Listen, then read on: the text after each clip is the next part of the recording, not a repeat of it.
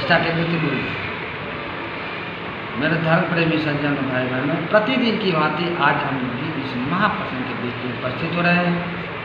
इस महाप्रसंग में हम सभी जानेंगे कि संघर्ष और धर्म कर्म के बारे में। धर्म कर्म दोनों एक दूसरे का पूरक हैं। धर्म हमारे प्रकाश का कार्य करता है। धर्म रूपी प्रकाश में हम जो अज्ञानता रूपी अंधेरा है, उसमें जब हम लोग जीवन यात्रा करते हैं तो कहाँ पर हमारा कैसा व्यवहार होना चाहिए, कैसा किसके साथ व्यवहार होना चाहिए, बोली होना चाहिए, इसका दिव्य प्रकाश हमारे धर्म से मिलता है।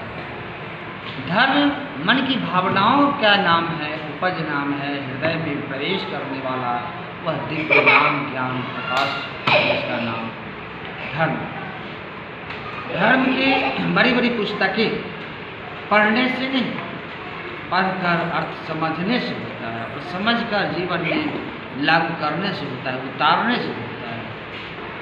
तो धर्म का पाठ तो हमारे युधिष्ठिर महाराज ने भी पढ़ा था।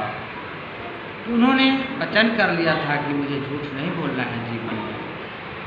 जब एक बार की बात है कि अश्वत्थामा के पिता गुरु द्रोणाचार्य, उन्होंने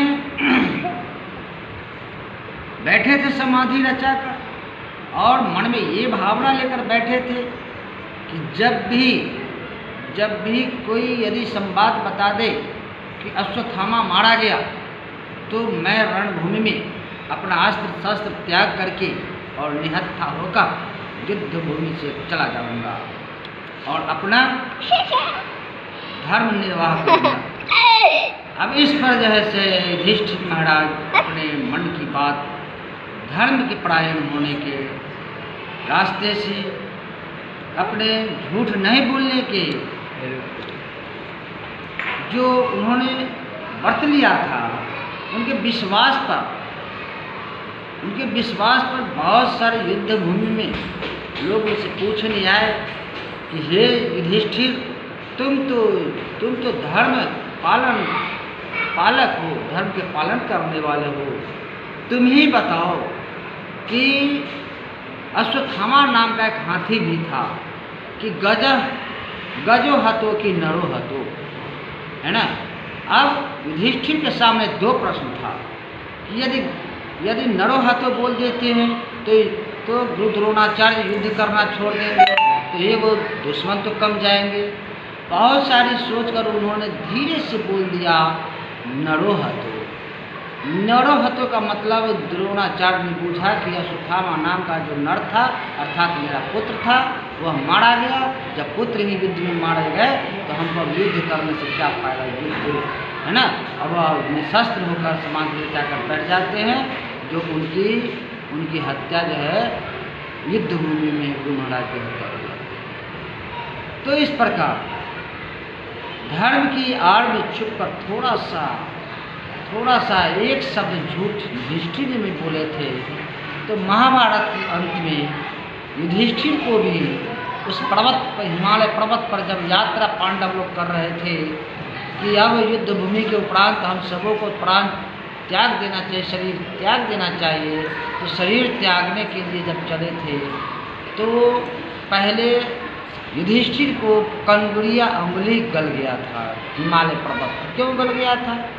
इसलिए गल गया था कि उन्होंने झूठ नहीं बोलने का व्रत लिया था, फिर भी उनको समय ने एक शब्द झूठ बुलवा दिया था, तो उन्होंने हल्का शब्द में नरो हतो कह दिया था, जबकि गजो हतो हुआ था, यानी अर्थात गज बने हाथी की हत्या हुई थी, लेकिन उन्होंने बता दिया कि मानव की हत्या हुई है, जिस कारण से गुरु की हत्या का दोष उस युधिष्ठिर को लग गया।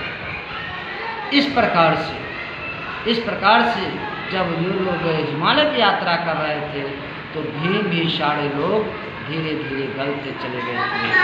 और इस प्रकार से धर्म हमारा साक्ष्य है। धर्म शास्त्र में आया है, कहा है कि सबसे संसार में आश्चर्य क्या है।